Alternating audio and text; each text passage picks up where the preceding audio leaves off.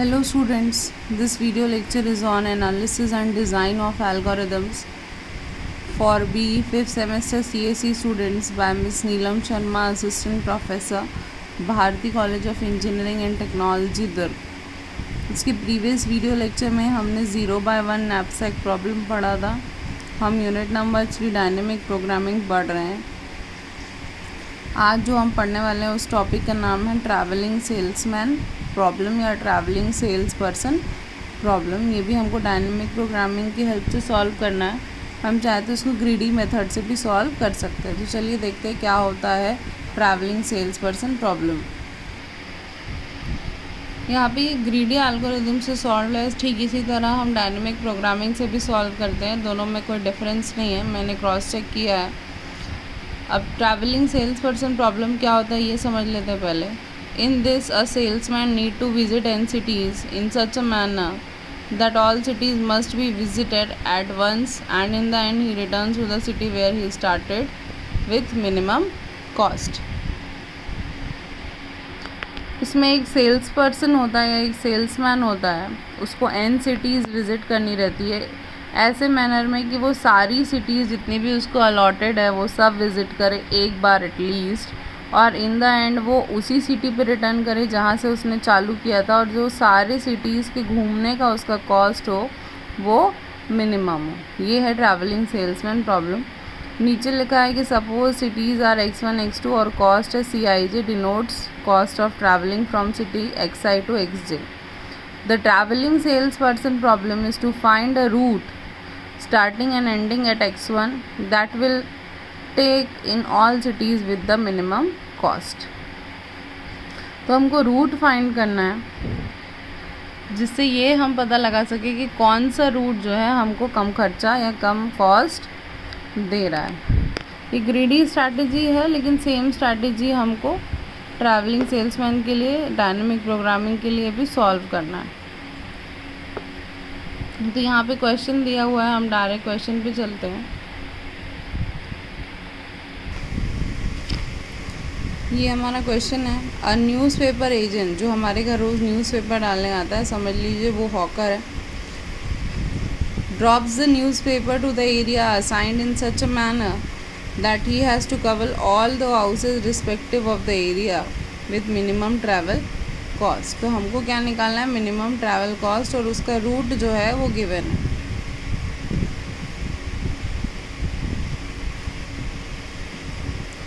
ये H1 है, H2, H3, H4, H5, H6, H7, H8। तो हमको चालू H1 से करना है और सारी सिटीज़ को एटलीस्ट एक बार घूमना ही है, और वापस हमको कहाँ जाना है, H1 में। सारी सिटीज़ के घूमने का कॉस्ट उसको मिला हुआ है, उसको रूट सेलेक्ट करना है कि वो कैसे जाएगा। अब ये क्योंकि अनडायरेक्टेड ग्राफ है तो ज़रूरी नहीं है कि हम इसी डायरेक्शन में जाएं, इसी डायरेक्शन में जाएं, इस डायरेक्शन में जाएं। H1 से हम यहाँ पर देखिए H6 भी जा सकते हैं, H4 भी जा सकते हैं, H2 भी जा सकते हैं, H8 भी जा सकते हैं। तो हमारे पास H1 के 4 ऑप्शन हैं, हम कहीं भी जा सकते हैं और फिर वहाँ से और आगे कहीं भी प्रोसीड कर सकते हैं। तो इसके n नंबर ऑफ़ सॉल्यूशंस बनते हैं, पर n नंबर ऑफ़ सॉल्यूशंस अगर हम निकालने जाएंगे तो it takes a lot of time. इसलिए हम इसको कॉस्ट एडजेसेंसी मैट्रिक्स के थ्रू हम इसको सॉल्व करते हैं। सबसे पहले हम यहाँ पे पूरे सिटीज़ का नंबर लिख देते हैं, नाम लिख देते हैं H1 to H8, और यहाँ पर भी H1 to H8। H1 से H1 पाथ 0 है, H1 से H2 पाथ की वैल्यू है 5, H1 से H3 डायरेक्ट कोई पाथ नहीं है इसलिए 0, H1 से H4 6, और सिमिलरली ऐसे हम लिखते जाएंगे। अगर आपका पाथ कनेक्टेड है उस नोड से, उस सिटी से, तो उसकी वैल्यू हम लिखेंगे, अगर कनेक्टेड नहीं है तो उसकी जगह हम 0 लिखेंगे। तो ये आप थोड़ा फ्लॉयड वॉर्शल एल्गोरिथम याद करिए कि अगर हमको डायरेक्ट कनेक्टिविटी पाथ नहीं मिलता है तो हम वहाँ पे इन्फिनिटी लिख रहे थे, यहाँ पे हम 0 लिख रहे हैं।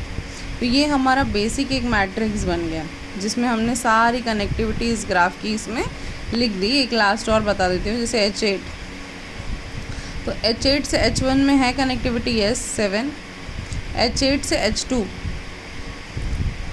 नहीं है तो 0, H8 से H3 नहीं है 0, H8 से H5 4, फिर 6 में 0, फिर H7 में 2 और H8 में वापस 0, क्योंकि सेल्फ लूप यहाँ पर नहीं बन रहा है तो उसके लिए हम 0 कंसिडर करेंगे। तो ये ग्राफ है, उसका एक एडजेसेंसी मैट्रिक्स हमने बना लिया है। अब उसको सॉल्व कैसे करना है ये समझते हैं।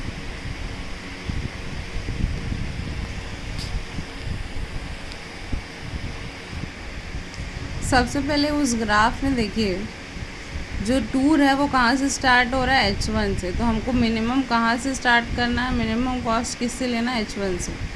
तो अब H1 की रो में देखते हैं, याद रखिएगा हमको ऐसे देखना है। तो H1 की रो में 0 को छोड़ दीजिए तो सबसे मिनिमम कॉस्ट क्या है, 5, 6, 4, 7। सबसे मिनिमम कॉस्ट क्या है, 4, और 4 किसके अंडर है, H6 के अंदर। तो नेक्स्ट जो हम सेलेक्ट करेंगे वो कौन सा सिटी होगा, H6। ये 4 को यहाँ राउंड कर दीजिए, H1 हो चुका है, इसको यहाँ राउंड कर दीजिए, मतलब हम H1 को विज़िट कर चुके हैं। और H1 के थ्रू हम सबसे पहले कहाँ गए थे, H6 में, इसलिए यहाँ पर राउंड किया और सीधा यहाँ पर आया H6 में। H6 को राउंड किया कि हम अब इस सिटी को विज़िट कर रहे हैं। अब यहाँ पे मिनिमम ढूंढते हैं, 4, 0, 0, 0, 0, 3, 0, उससे 4 और 3 और मिनिमम है 3 हमको कहाँ से मिला, H7 से। तो हम फिर किस पे जाएंगे, H7 पे। तो यहाँ पे मिनिमम निकालेंगे 6, 3, 2, तो मिनिमम क्या है 2, और किससे मिला, H8 से। तो नेक्स्ट हम कहाँ प्रोसीड करेंगे, कौन सी सिटी में, H8 में। अब H8 का मिनिमम निकालिए, 7 और 4 और 2।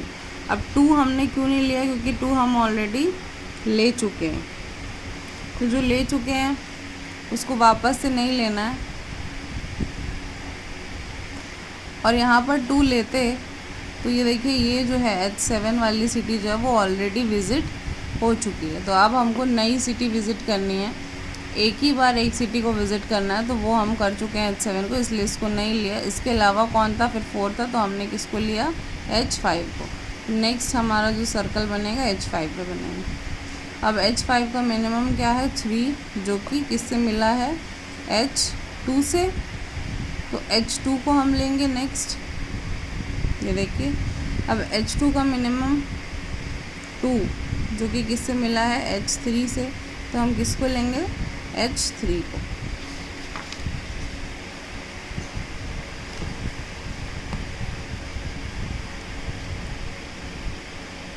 H3 का मिनिमम क्या है, H4। तो नेक्स्ट जो बनेगा वो H4 बनेगा, और H4 का मिनिमम क्या है, H1 को लेंगे उसके बाद। क्यों, क्योंकि हमको वापस कहाँ जाना है, 1 में। तो जो हमारा एरिया है H4, और select minimum codes for H4 to H1। तो ग्रीडी स्ट्रैटेजी या डायनेमिक प्रोग्रामिंग को यूज़ करके जो हमारा ग्राफ बना, जो हमको रूट मिला, वो क्या था, सबसे पहले हम H1 पे गए, फिर H6 पे, फिर 7 पे, फिर 8 पे, फिर 5 पे, फिर 2 पे, फिर 3 पे, फिर 4 पे, और फिर वापस H1 पे। तो इन सब का कॉस्ट हम टोटल करेंगे और हमारा मिनिमम ट्रैवल कॉस्ट आएगा 25। तो बिल्कुल भी मुश्किल नहीं है ट्रैवलिंग सेल्समैन प्रॉब्लम। सिर्फ एडजेसेंसी मैट्रिक्स बनाना है, H1 से चालू करना है, सबसे मिनिमम वैल्यू जो मिलेगी फिर उसी सिटी को कंसिडर करना है नेक्स्ट टाइम में। जैसे H1 में हमको मिनिमम वैल्यू मिली थी 4, कहाँ से मिली थी, H6 से। तो हम तुरंत कहाँ आ गए, H6 पे। फिर उसकी मिनिमम वैल्यू थी 3, किससे मिली, H7 से। तो हम कहाँ आ गए, H7 पे। अब राउंड इसलिए करते जाना है ताकि वो सिटी कवर हो गई है हमको पता चले, और वो वैल्यूज़ यहाँ से भी कवर हो गई है हमको पता चले, इसलिए हम यहाँ पर भी राउंड लगा रहे हैं और यहाँ पर भी एक राउंड लगा दे रहे हैं। फिर H7 का मिनिमम निकाला, H8 मिला, H8 का मिनिमम निकाला, H5 मिला, H5 का मिनिमम निकाला, H2 मिला, और H2 का मिनिमम निकाला तो H3 मिला, और H3 का मिनिमम निकाला तो H4 मिला, और H4 को देखा तो उसके बाद हमने रूट निकाला H1 तक पहुंचने का। तो उसके बाद हम ये फाइनल पाथ लिखेंगे पूरे एडजेसेंसी मैट्रिक्स सॉल्व करके। और फिर हम मिनिमम ट्रैवल कॉस्ट निकालेंगे। तो ये बहुत इजी क्वेश्चन है। हो सकता है कि आपको एग्ज़ाम में कोई पर्टिकुलर ग्राफ दिया रहे और आपको सॉल्व करना रहे। साइकिल तो इसमें बनाना ही है। आज तक हम जो भी पढ़े थे वो ये पढ़े थे कि हमको साइकिल फॉर्म नहीं करना, पर ट्रैवलिंग सेल्समैन में साइकिल फॉर्म करना है, क्योंकि हम जिस पॉइंट से शुरू कर रहे हैं हमको उसी पॉइंट पे वापस आना है। अगर हम H1 पे शुरू करते हैं तो हमको सारी सिटीज़ कवर करके वापस कहाँ आना है, H1 पे। तो साइकिल तो फॉर्म होगा। विदाउट डायरेक्शन का ग्राफ दिया रहेगा, कनेक्टिविटी और कॉस्ट दिया रहेगा, और आपको पूरे ट्रैवलिंग का मिनिमम कॉस्ट फाइंड आउट करना है। तो ये अभी का था, आज का ये टॉपिक था ट्रैवलिंग सेल्स पर्सन प्रॉब्लम। इसके बाद हम डायनेमिक प्रोग्रामिंग से पढ़ेंगे chained matrix multiplication. Thank you.